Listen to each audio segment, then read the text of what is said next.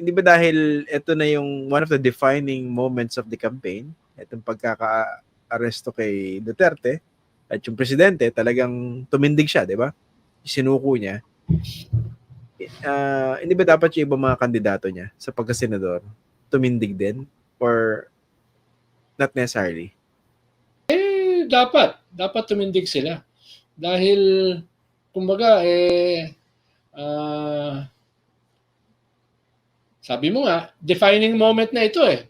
Nasaan sila? Paano sila i-define? Talagang talaga nila, yung political calculation nila, ano yung makakadagdag ng boto sa kanila? Wala naman silang pakialam sa higher purpose eh. 'Di ba? Parang wala naman silang pakialam na dalhin yung issue ng mga biktima eh. 'Di ba? Yung iba nga na nagsalita mas parang may pagkilin pa sa dun sa narrative ng mga Duterte.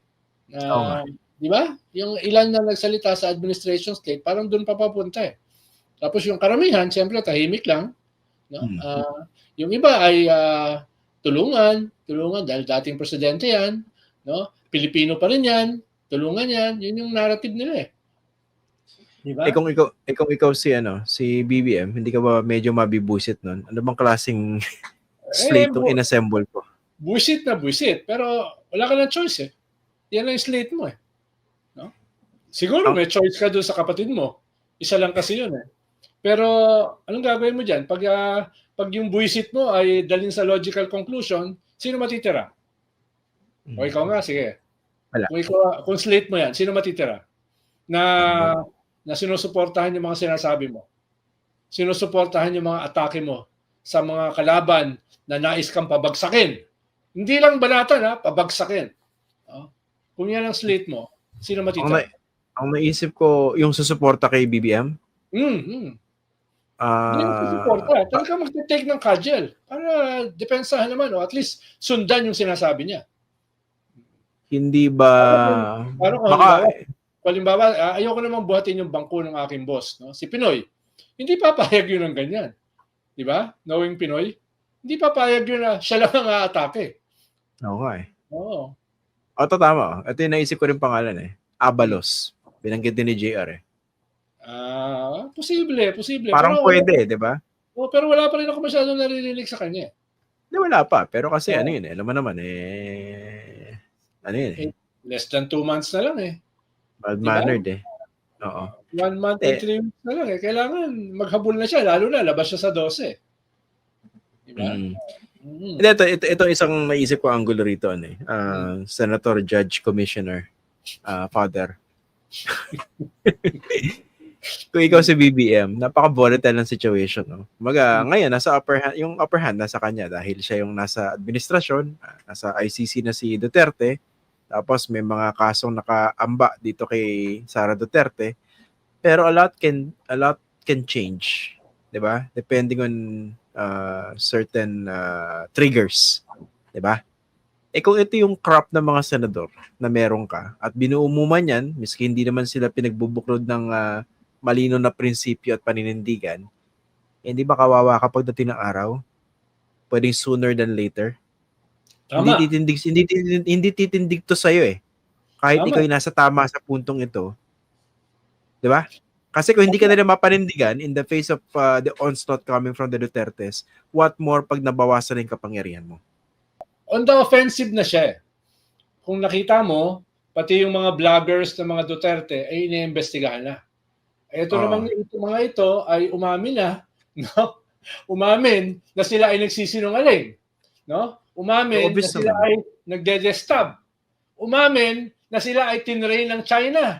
No? Umamin. Dating head ng PCOO, dating spokesperson ng presidente. Mismo siya umamin na nag-training sila sa China.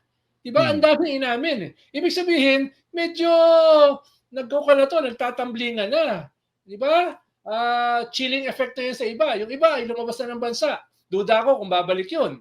No? Tapos yung pinaka-famous sa kanila, si Maharlika, kahit sa Amerika, iniimbestigahan na, as well as dito. So, ibig sabihin, kita mo, on the offensive na. Tapos yung kaso ni Harry Roque, tingin ko, bibilisan na yan. No? Kahit natutulog yan nung nakaraang taon, tingin ko this year ay bibilisan na yan. Tapos yung impeachment at saka criminal cases laban kay Sara ay tingin ko mag-scale up din yan, no? Kaya tapos yung mga cabinet secretary nagsasalita na, tumitira na, no? Yung dating hindi nila ginagawa, representing the victims of Tokhang extrajudicial killings, even admitting yung collapse at failure ng ating justice system. Di ba? Nung nakaraang gobyerno. Paano kahit kasi alam mo yon, magdadalawang isip ka na aminin dahil kahit papano, yan ay isang may continuity yung sistema na yan. Hindi naman ganun ka-clean yung pagkakahati niyan. O yan yung nakaraang sistema tapos ngayon ay ibang-iba. So kahit papano, may collateral damage yan. Pag inamin mo na yung judicial justice system natin ay talagang tragically failed and collapsed at hindi kinatawan yung mga libo-libong mga biktima nitong Tokhang. No? Imagine mo, aminin yan. Kaya tingin ko on the offensive na sila.